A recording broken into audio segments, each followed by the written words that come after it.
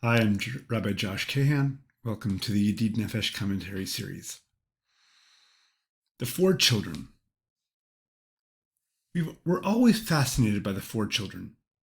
It's the subject of more art, more commentary, more discussion than perhaps any other text in the Haggadah. Part of the draw is that it's attractive to children, because it's about them, and they are the focus of our attention. There's also a bit of armchair analysis here. We love to define things by assigning them to categories. There's an excitement to taking the Myers-Briggs personality test that assigns us to one of four personality types, ostensibly revealing something deep about us. Or finding out which Hogwarts house you're in. Ravenclaw forever. So satisfying. Even if I know they're simplistic and misleading. That same simplifying also makes this text of the four children troubling.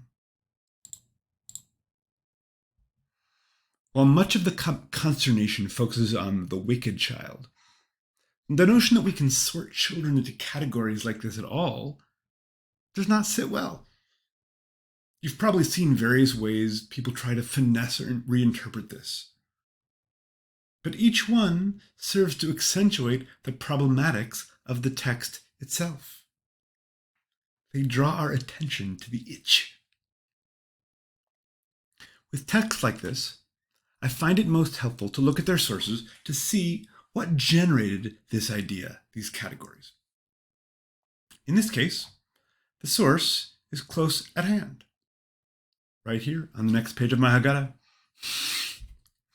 The Four Children is an early rabbinic midrash, and, typical of many such interpretations, it identifies an oddity in the Torah text and offers a creative resolution. Here, the oddity is that the Torah describes a parent telling a child about the Exodus 4 separate times, 3 of them in response to questions from the child, and each in slightly different language. Why the redundancy? The answer they propose is that the different answers are tailored to the needs of different types of children. Having said that, they look closely at the questions for clues as to what those types are. Now, given that focus, I invite you to pause the video for a moment, look at the questions in these 4 texts on the green page, and see what the texts tell you about who these children might be. Now, you might have noticed that one of the questions is an obvious outlier. The child in Deuteronomy 6 asks about the details of rituals and commandments. Whether they're asking what we're commanded to do or why, the question suggests considerable knowledge. This child can easily be labeled learned or wise. On the other hand, the second text starts with V'higadata levincha, you shall tell your child. When placed alongside the other answers, the lack of a question sticks out. This child is easily distinguished as the one who doesn't, and perhaps even can't, even ask a question. Now, the other 2 texts are more of a problem. They are nearly identical. Mazot, what is this? Down here. And Maha avodah hazot lachem. What is this ritual you're doing? What's the difference? The rabbis find a clue in the word lachem, to you. What is this ritual to you?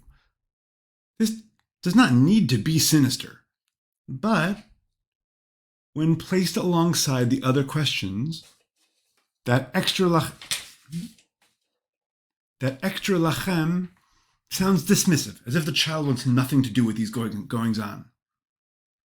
The key then is not the name wicked, which could mean any one of a number of different things. But if we look back here, the description, Hotzi et atzmo min haklal. This is the child who, in the word lachem, removed himself from the community and from the shared identity and fate of the community. This is the worst kind of rejection. Now, this is most clear in contrast to the child who just asks, Mazot, what is this? That is a typical expression of curiosity. And thus, that child comes to be called Tam, which is usually translated simple, but probably better read as normal, standard. Now, having identified the questioners based on the questions or lack thereof in these source texts, the Midrash wants to match them with appropriate answers. Now, the answers to the child who doesn't ask in this text and to the normal or simple child in this text work perfectly well, and they're left. But for the child who we've now decided is opting out, the detailed and inclusive answer here, this is a Pesach offering to Adonai who passed over the houses of the Israelites when and that Batenu Hitzil, right, and protected us, doesn't really fit. What does fit is the singular li, to me, in the answer in this text. They reuse it, but with a sharply different emphasis and message. Instead of, oh, this is what God did for me, suddenly it's, this is what God did for me. Li velolo, for me, not for you. And as for the wise child, none of the answers in the verses seems to fit. The child who asks that level of question clearly knows the story, and thus is given an answer fitting that question. The rabbis want us to teach them the detailed laws of the Seder that are found not in the Torah, but in the Mishnah itself. Now, what's most interesting to me is that the Mishnah, which is the base for the Seder ritual as we have it, seems to have known this midrash, this tradition of the four children already. But rather than include it fully, it distills it to a single sentence. Lefi da'ato shel ben, according to the level of knowledge, understanding, experience of the child, the parent teaches. These categories, these four types, are woefully inadequate, as any categories would be. And I like to imagine the Mishnah warning. Listen, children come in infinite varieties. Debating the meaning of these four categories will just distract us from the main idea.